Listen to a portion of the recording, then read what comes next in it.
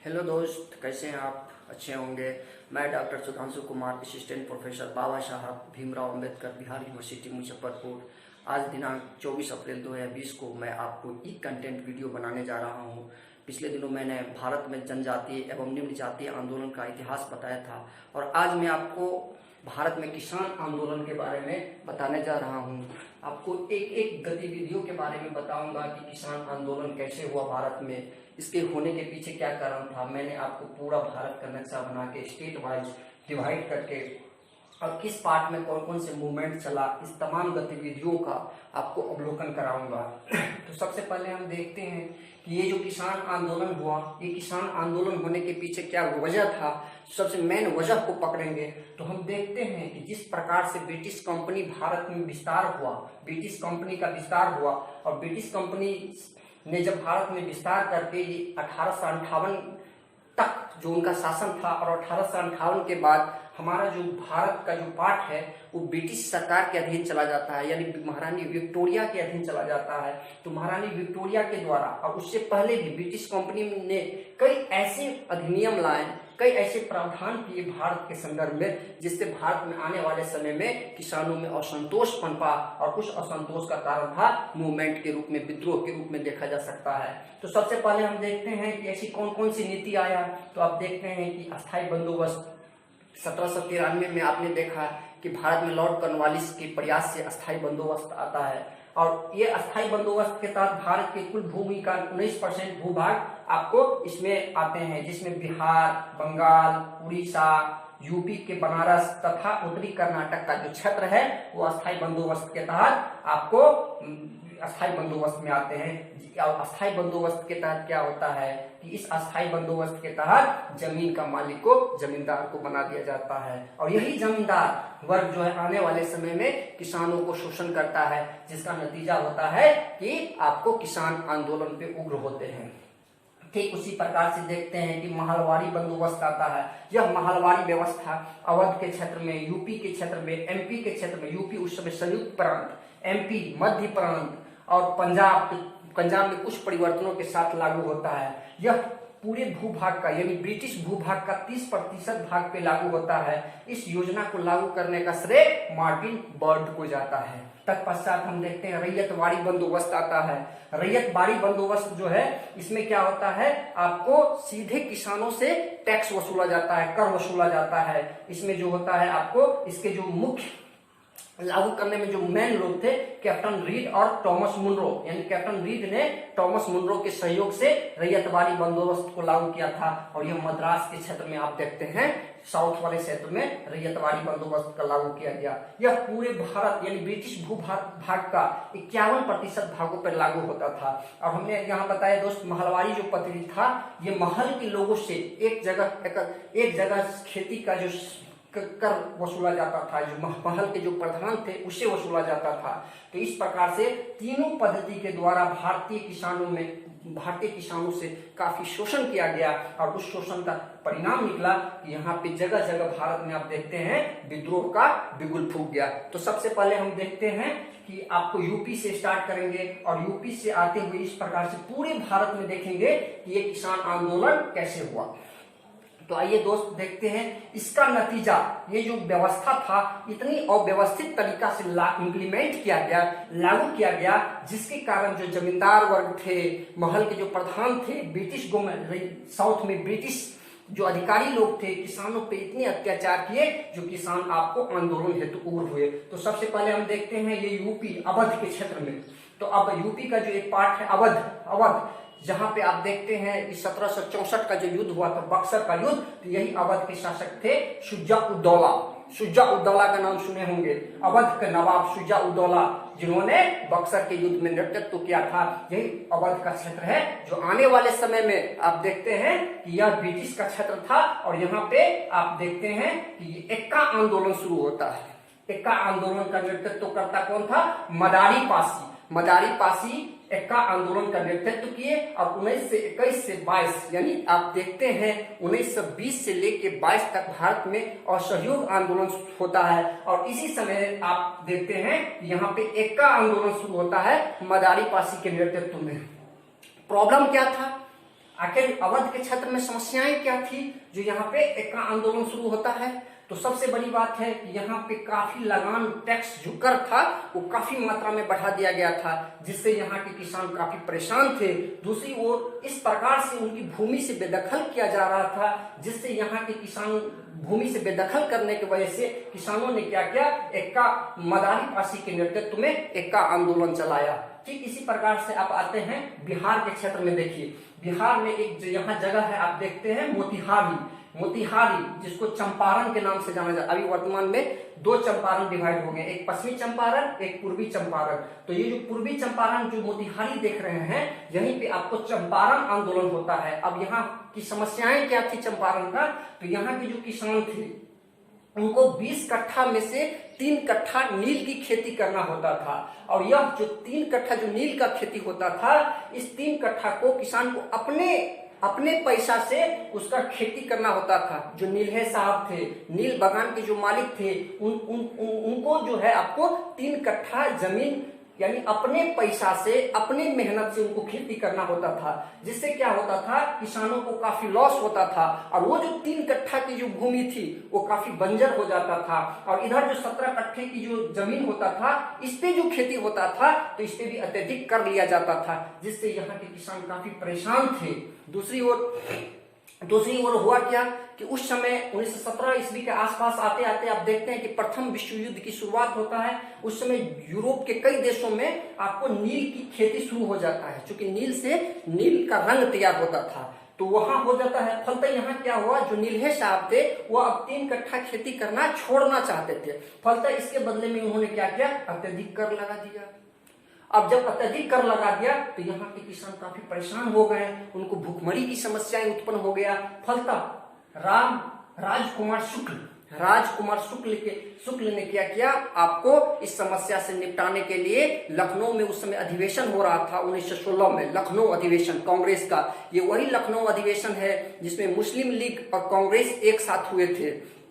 तो उसी अधिवेशन में राजकुमार शुक्ल पहुंचे, और राजकुमार शुक्ल ने क्या किए, गांधी जी को चंपारण आने का निमंत्रण दिया, और गांधी जी चंपारण आने के लिए तैयार हुए। ये राजकुमार शुक्ल मोतिहारी के भितरवा गांव के रहने वाले थे, और यहीं पे उन्होंने गांधी जी को लखनऊ से लाने के लिए तैयार हुए। गांधी जी भी यहाँ पे आए, लेकिन जब गांधी जी बिहार में तिरहुत क्षेत्र में प्रवेश किए तो यहाँ पे उन्हें कई समस्याओं का सामना करना पड़ा। यहाँ के जो अधिकारी थे उनको किसी भी कीमत पे यहाँ आने नहीं देना चाहते थे। फलतः फिर भी वो विभिन्न समस्याओं का सामना करते हुए चंपारण पहुंचे। चंपारण में वो किसानों की समस्याओं को सुने, तो किसानों की समस्याओं को सुनने के बाद वो चंपारण में सत्याग्रह का कार्य शुरू किए, जिसमें काफी लोगों का समर्थन प्राप्त हुआ, जिससे ब्रिटिश गवर्नमेंट, वहां के जिला अधिकारी काफी डर गए, और एक कमेटी गठित किया गया। उसी कमेटी के रिकमेंडेशन के आधार पे आपको यह 3 कट्ठा प्रथा को समाप्त किया गया, और गांधी जी के सहयोग से जो अतिरिक्त कर वसूल लिए थे नीलहे साहब बागान मालिक, उनसे 25% कर वापस दिलाया गया आपको चंपारण के किसानों को। तो इस प्रकार से आपने देखा अवध बिहार के क्षेत्र में। अब हम देखते हैं बंगाल के क्षेत्र में। बंगाल के क्षेत्र में दोस्त यहाँ पे नील आंदोलन चला।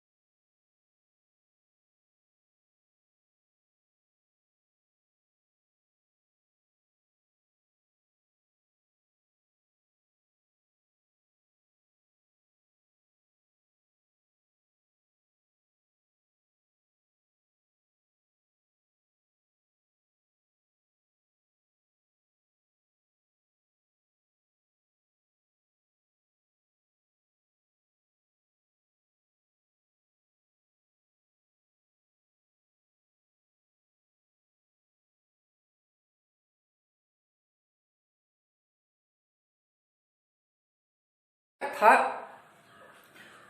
नील दर्पण, उसमें भी हमें इस घटना के बारे में जानकारी मिलता है। फलतः ब्रिटिश सरकार के खिलाफ जो आवाज उठा उसकी वजह से क्या हुआ, यह आंदोलन काफी पॉपुलर रहा और अंततः इस समस्या का निदान मिला। ठीक उसी प्रकार से पावना मूवमेंट हुआ। पावना जो आप देखते हैं बंगाल में ही यह आंदोलन हुआ, लेकिन यह क्या था, आपको अहिंसात्मक आंदोलन था। यह हिंसात्मक आंदोलन नहीं था, अहिंसात्मक आंदोलन था। क्योंकि हुआ क्या था, पावना में जो पावना के किसान थे इनको काफी ज्यादा शोषण किया जा रहा था वहां के साहूकार के द्वारा, जमींदार के द्वारा। फलतः यह पावना जो किसान लोग थे वो सीधे तौर पे कहा कि मैं महारानी की रैयत बनकर रहना चाहता हूँ। और पुलिस लोग भी, ब्रिटिश प्रशासन भी इनका सहयोग किया और अंत में इसकी समस्या का निदान किया गया। जमींदार और साहूकारों के चंगुल से इनको बचाया गया। और यहाँ पे आपको एक एक्ट 1885 में बंगाल काश्तकारी अधिनियम आता है और इसके द्वारा पावना के किसानों की समस्या का समाधान होता है। ठीक इसी प्रकार से यहीं पे बंगाल में तेभागा आंदोलन शुरू होता है। तेभागा आंदोलन कब शुरू होता है, 1946 में। अब देखिए पावना आंदोलन कब हुआ, 1873 से 76 तक चलता है, 1873 से 76। ठीक इसी प्रकार से तेभागा आंदोलन कब हुआ, 1946 में। 1946 में आप देखते हैं तेभागा आंदोलन शुरू होता है। इसकी समस्या क्या था, ये जो तेभागा यहाँ के जो किसान थे वो कह रहे थे कि मैं 1/3 टैक्स दूंगा, यानी 1/3 कर देने के लिए ये तैयार थे। लेकिन यहाँ के जो जमींदार थे, जो किसान वर्ग थे, वो साहूकार जमींदार थे, वो सीधे तौर पे कह रहा था कि 2/3 कर दिया जाएगा। फलतः तेभागा आंदोलन प्रारंभ हो गया। इसी प्रकार से देखते हैं आंध्र प्रदेश के क्षेत्र में, आंध्र प्रदेश का जो एक पार्ट कट के तेलंगाना बना, तो यही तेलंगाना में भी आपको आंदोलन होता है। 1946 से लेके 1951 तक में शुरू होता है। यहाँ समस्याएं क्या थी, चूंकि तेलंगाना जो किसान का आंदोलन हुआ, यहाँ समस्या था कि वस्तु के दाम में एकाएक वृद्धि हो गया। जब द्वितीय विश्व युद्ध प्रारंभ हुआ था तो उस समय वस्तुओं के दाम में काफी वृद्धि हो गया। फलतः तेलंगाना के किसानों ने विद्रोह कर दिया।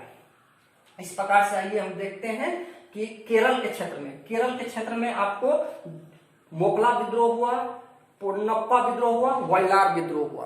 तो सबसे पहले हम देखेंगे मोकला विद्रोह जो था दोस्त, आपको सबसे पहले जो मोकला में आपको क्या था कि अब्दुल्ला खराची जो थे, आपको अब्दुल्ला खराची यहाँ पे आए और यहाँ के कुछ निम्न जाति के जो हिंदू थे उनको भी, जो जिसको तैया कहा जाता है, उन लोगों को भी, जो निम्न जाति हिंदू थे जिसको तैया कहा जाता, तिया कहा जाता है, उनको भी उन्होंने मोकला मुसलमान बनाने में सहयोग किया। इस प्रकार से मोकला जो आपको खास करके अरब क्षेत्र के लोग, आप जानते हैं कि सबसे पहले भारत में अरबों का आक्रमण सिंध के क्षेत्र में हुआ था और धीरे धीरे भारत में फैले थे। लेकिन यहाँ पे क्या हुआ, आप जानते हैं कि अरबों का व्यापार हमेशा साउथ में, तमिलनाडु, केरल, इस सब क्षेत्र में होता था। तो यहीं आके अरबी लोग, व्यापारी जो लोग थे वो बस गए, जो कालांतर में मोकला कहलाए। और इसी मोकला में एक थे अब्दुल्ला खरांची, और इसी अब्दुल्ला खरांची के वजह से आपको कुछ निम्न जाति के जो हिंदू थे वो भी मोकला हो गए। यहाँ पे समस्याएं क्या था, यहाँ पे जो है मोकला विद्रोह आप देखते हैं 1836 में भी शुरू होता है और 1921 में भी देखा जा सकता है, यानी दो बार, एक बार 1836 में मोकला विद्रोह हुआ और एक बार 1921 में, जब देश में असहयोग आंदोलन चल रहा था। तो हम देखते हैं कि जो अली मुसलियार के नेतृत्व में जो चला था मोकला विद्रोह, 1921 ईस्वी में चला था। इसमें समस्याएं क्या था, तो आपको समस्याएं ये था कि यहाँ पे समस्या ये था कि ये जो मुसलमान लोग थे वो किसान थे और यहाँ का जो ब्राह्मण वर्ग थे वो जमींदार थे। तो उस जमींदार वर्ग क्या करते थे, इस मुसलमान भाइयों के साथ शोषण करते थे, जिसके वजह से ये लोग आंदोलन हेतु उग्र हो गया। यहाँ पे जो ब्राह्मण लोग थे उनको नंबूदरी ब्राह्मण कहा जाता था। फलतः उन्हीं के खिलाफ यह आंदोलन हुआ, जिसमें आने वाले समय में आप देखते हैं महात्मा गांधी भी इन मोकलाओं को, यानी अली मुसलियार के नेतृत्व में जो चल रहा था मूवमेंट, वो आपको उसका नेतृत्व प्रदान किए महात्मा गांधी ने भी और मोकलाओं को सहयोग किया। तो इस प्रकार से आपने देखा केरल में समस्याएं क्या थी, आपको मोकला विद्रोह हुआ था जिसको आपको क्या कहते गांधी जी ने भी नेतृत्व प्रदान किया। आगे हम देखते हैं महाराष्ट्र के क्षेत्र में, यहाँ पे जो आपको किसान मूवमेंट हुआ था वो दक्कन मूवमेंट हुआ था और फरके मूवमेंट। दक्कन मूवमेंट और फरके मूवमेंट। तो ये हम देखेंगे दक्कन मूवमेंट और फरके मूवमेंट क्या था। तो सबसे पहले हम देखते हैं फरके मूवमेंट, है ना, फरके आंदोलन। फरके आंदोलन देखते हैं क्या है। तो 1879 से लेके 1879 से लेके 80 तक में फरके आंदोलन महाराष्ट्र के क्षेत्र में हुआ था। ये फरके किसान थे जिन्होंने इसमें थे आपको मुख्य रूप से वासुदेव बलवंत फरके। हुआ क्या था कि आपको कि यहाँ पे क्या हुआ था, अकाल। अब देखते हैं कि भारत में 78 है ना, इसके आसपास 76 से 78 में अकाल पड़ा था, 76 से 78 में। तो इस अकाल से पीड़ित होके इन लोगों के ऊपर जो है काफी कर लगाया गया था और कर की जबरन वसूली हो रहा था। फलतः वासुदेव बलवंत फरके के नेतृत्व में 79 से लेके 80 में आपको विद्रोह हो गया और इस विद्रोह को दबाने के लिए सरकार ने इनको पकड़ने के लिए 3000 रुपया का जुर्माना भी लगाया वासुदेव बलवंत फरके को और अंततः इसे पकड़ के अंडमान के जेल में डाल दिया गया। ठीक इसी प्रकार से आप देखते हैं दक्कन विद्रोह शुरू होता है, काफी वीवीआई है यह विद्रोह। दक्कन विद्रोह के बारे में देखते हैं, महाराष्ट्र के क्षेत्र में ही यह विद्रोह काफी पॉपुलर रहा था और इसमें जो है एक समस्याएं थी। यहाँ पे कालू राम जो मारवाड़ी थे वो क्या थे, जमींदार थे और यहाँ कालू राम क्या थे, जमींदार थे और दूसरी ओर जो थे आपको देशमुख साहब, है ना, बाबा साहब देशमुख वो किसान थे। तो बाबा साहब देशमुख जो किसान थे, देशमुख सब, उन किसानों का जमीन पे अत्यधिक कर लगा दिया गया था और कर लगाने के एवज में गलत तरीके से उनकी जमीन को बेदखल कर दिया जा रहा था। उनका जमीन आपको क्या कहते हैं, उनके जमीन से बेदखल करके उनकी जमीन को हड़प रहा था। फलतः जो देशमुख लोग थे, देशमुख लोग की स्थिति काफी दयनीय हो गई थी। फलतः इस समस्या से निपटारा के लिए ये जो बाबा साहब देशमुख के नेतृत्व में कालू राम जो उस समय के जमींदार थे उनके खिलाफ विद्रोह हो गया। फलतः ब्रिटिश गवर्नमेंट ने क्या किया, ब्रिटिश गवर्नमेंट ने क्या किया आपको कि इस समस्या से निपटाने के लिए आपको 1874-75 में दक्कन राहत अधिनियम लाया था और इस अधिनियम के तहत इस समस्या का निपटान हुआ। ठीक इसी प्रकार से हम देखते हैं कि गुजरात के क्षेत्र में भी आप देखते हैं कि गुजरात के क्षेत्र में 2 आंदोलन हुआ, खेरा आंदोलन और बारदोली आंदोलन। ये खेरा आंदोलन कब हुआ, 1918 में हुआ। बारदोली आंदोलन कब हुआ, 1928 में हुआ। तो हम देखते हैं कि ये जो खेरा और बारदोली आंदोलन क्यों हुआ, चूंकि क्या हुआ था कि अत्यधिक कर लगा दिया गया था और उस कर को जबरन वसूली कर रहा था। हो क्या रहा था, फसल नष्ट हो चुका था किसानों का, यानी किसानों का फसल नष्ट होने के बावजूद भी उनसे जबरन कर वसूली किया जा रहा था। फलतः 1918 में खेरा में वल्लभ भाई पटेल के नेतृत्व में आंदोलन हुआ और इसी खेरा मूवमेंट में आप देखते हैं कि गांधी जी जुड़ते हैं और जो इनका नेतृत्व करते हैं। बाद में बारदोली सत्याग्रह होता है 1928 में, वल्लभ भाई पटेल के नेतृत्व में बारदोली आंदोलन होता है और यहीं पे बारदोली की महिलाओं ने आपको वल्लभ भाई पटेल को सरदार की उपाधि प्रदान किए थे इस बारदोली आंदोलन को सफल बनाने के एवज में। अब देखते हैं इसी प्रकार से हम देखते हैं राजस्थान के क्षेत्र में भी आपको आंदोलन हुआ। राजस्थान के क्षेत्र में आप देखते हैं बिजोलिया, कल मैंने आपको जो बताया था किसान आंदोलन, जनजातीय और निम्न जातीय आंदोलन, तो उसमें भील और बिजोलिया, तो बिजोलिया किसान आंदोलन था इसलिए मैंने वहां छोड़ दिया था। आज मैं आपको बता रहा हूँ बिजोलिया